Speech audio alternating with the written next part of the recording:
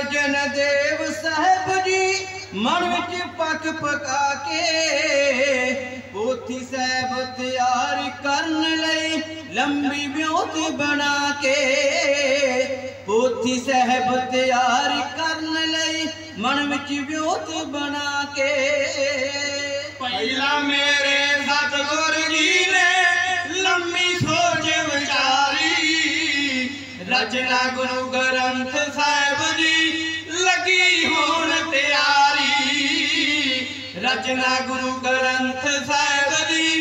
लगी होण तैयारी ओ श्री राम सर साहब दी धरती चुन ली गुरा पवित्र उस वेले जो पूजा जोग सी कर ले कट्ठे मित्र उस वेले जो पूजा जोग सी कर ले कट्ठे मित्र गुरबाणी दी सबने रल के करनी ताबेदारी रचना गुरु ग्रंथ साहिब जी लगी होण तैयारी रचना गुरु ग्रंथ साहिब जी लगी होण तैयारी ओ फिर पाई गुरदास साहब दी सतगुरु ड्यूटी लाई वधिया कागज अते स्याही त्यार जावे करवाई वधिया स्याही ते कागज स्याही करवाई ड्यूटी लाई भाई गुरदास जी लगना तुसा लिखारी रचना गुरु ग्रंथ साहिब जी लगी होण तैयारी रचना गुरु ग्रंथ साहिब जी लगी होण तैयारी एक तां लगे सतगुरु करन रब्बी खोल खजाना ऊंच नीच दा फर्क मिटाउणा वेखो कुल जमाना ऊंच नीच दा फर्क मिटाउणा वेखो कुल जमाना ਉਹਨਾਂ ਦਾ ਹੰਕਾਰ ਤੋੜਨਾ ਜੋ ਵੱਡੇ ਹੰਕਾਰੀ ਰਚਨਾ ਗੁਰੂ ਗ੍ਰੰਥ ਸਾਹਿਬ ਜੀ ਲੱਗੀ ਹੋਣ ਤਿਆਰੀ ਰਚਨਾ ਗੁਰੂ ਗ੍ਰੰਥ ਸਾਹਿਬ ਜੀ ਲੱਗੀ ਹੋਣ ਤਿਆਰੀ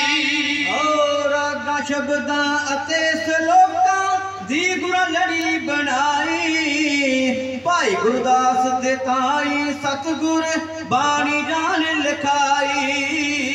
भाई गुरदास दे ताई सतगुर बाणी जान लिखाई रब्बी बाणी रागां दी कैसी बनत प्यारी रचना गुरु ग्रंथ साहिब जी लगी होण तैयारी रचना गुरु ग्रंथ साहिब जी लगी होण तैयारी ओ पृथ्वी चंदिए लोकां दे विच हैं भुलेखे पाउंदे गुरु नानक दा नाम वरत के नकली बाणी गाउंदे गुरु नानक दा नाम वरत के नकली बाणी गाउंदे रती भर भी फर्क न पैजे हर गल की हुशियारी रचना गुरु ग्रंथ साहिब जी लगी होण तैयारी रचना गुरु ग्रंथ साहिब जी लगी होण तैयारी ओ पीलू सजू शाह हुसैन ते काना आगे चल के लिखो गुरु जी साडी बाणी एदा कहंदे रल के लिखो गुरु जी साडी बाणी एदा कहंदे रल के सतगुर दे आशे नूं पढ़ना सोहे वारो वारी रचना गुरु ग्रंथ साहिब जी लगी होण तैयारी रचना गुरु ग्रंथ साहिब जी लगी होण तैयारी ओ पहला मेरे सतगुरु जी ने रच दिता हर मंदिर तुर की बाणी दा करना प्रकाश इस दे अंदर तुर की बाणी दा करना प्रकाश इस दे अंदर इस दी कीमत ओ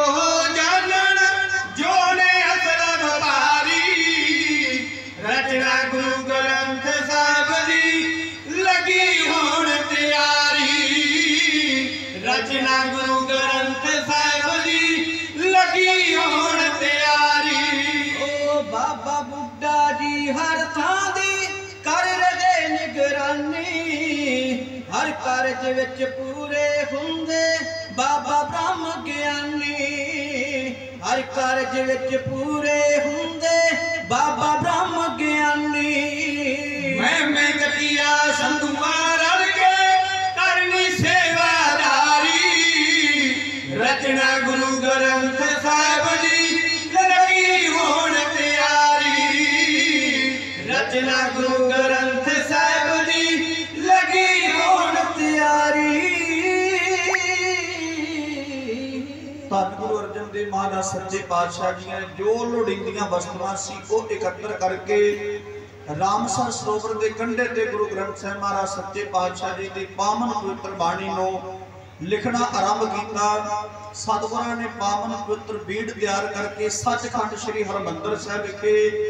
नगर कीर्तन के रूप में, पालकी साहिब के रूप में, संगतां के रूप में सारियां संगतां एकत्र होके बाबा बुढ़ा साहब जी का पावन पवित्र शीश पवित्र समझ के उस उपर शीश दे सतगुरां जी की बीड़ टिकाउने की। आप सतगुरु जी